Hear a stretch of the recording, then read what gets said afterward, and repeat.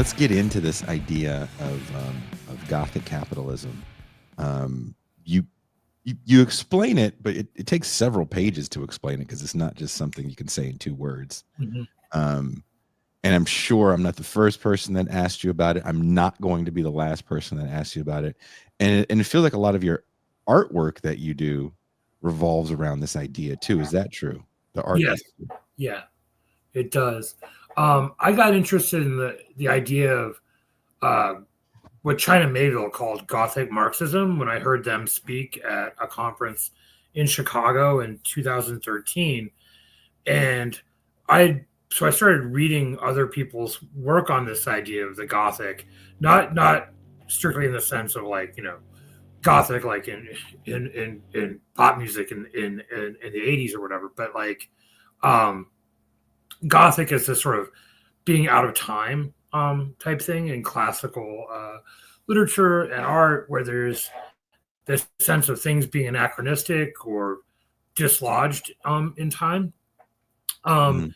and I became interested in thinking about how in capitalism, liberalism, and also a lot of different kinds of some versions of Marxism, there's this idea that history is progress, that things are going to get better over time almost automatically. Um, and I think what we actually see is that it goes back and forth. It isn't this automatic progress. Like gains are won, autonomy is carved out, oppressions are beaten back here and there, and then over time those things are taken away. Mhm. And we end up having this Gothic relationship to time where the past isn't just one thing and the future isn't just one thing, but it's um, contested, if that makes sense.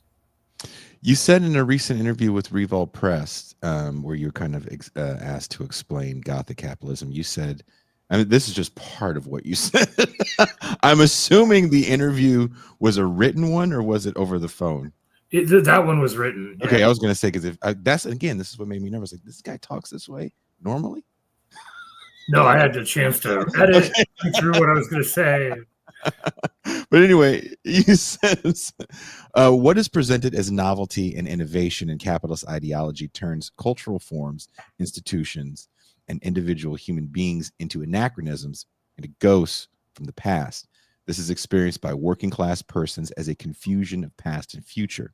Contrast this to liberal and vulgar Marxist notions that there is a deterministic teleology of progress. In truth, the past is both strong trade unions and lynch mobs. The past is both civil rights and the Vietnam War. The past is not automatically better or worse than the present, it is both. And so is the future. We cured the old diseases that plagued humanity, and then capitalism let new plagues fester. We created technology that should make all information and knowledge free. Capitalism uses it to addict us to social media and online gambling. Mhm. Unquote.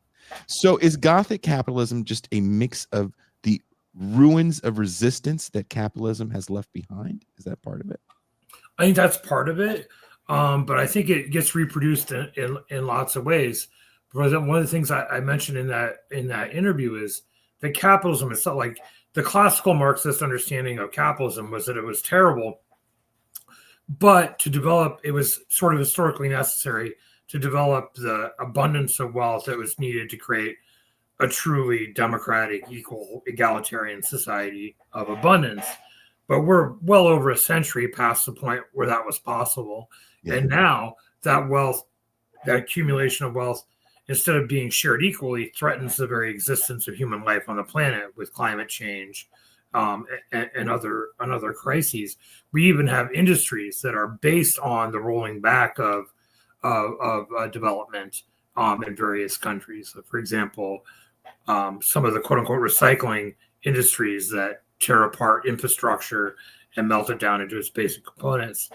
And I think this gets experienced like we've been talking about, like as this sort of being dislodged in time. My parents' hometown, which is also my partner's hometown, made tractors from around the Civil War until 1983. And It was unionized at a certain point, and there were lots of strikes in the 40s and 50s. People started to carve out a better life for themselves. There were all sorts of problems and contradictions in that, but that factory was closed in 1983, and the town progressively became taken over by poverty, methamphetamines, and so on. My partner remembers watching when they were a little kid as the ruins of the factory were set on fire by one of the former employees there, and it rained ash down all over the town. It was a pretty large factory. It was in the middle of that town. And this kind of anachronism isn't just in terms of cultural matters or infrastructure or the places where we live, but also down to us as individual human beings. And this is praised by like Silicon Valley ideology and so on as disruption. But you constantly have people who have learned how to do something useful in life, becoming anachronistic from the point of view of capital. One of the examples I think of is rideshare apps, where basically you go through tech companies as a middle person, instead of going through taxi companies or hailing a cab. And it used to be that it cost hundreds of thousands of dollars to get a medallion to drive a cab in New York City. And it wasn't an easy job, but it was one that you could theoretically count on to make a decent living. And that gets destroyed by this technology that's supposed to make things better, but somehow doesn't.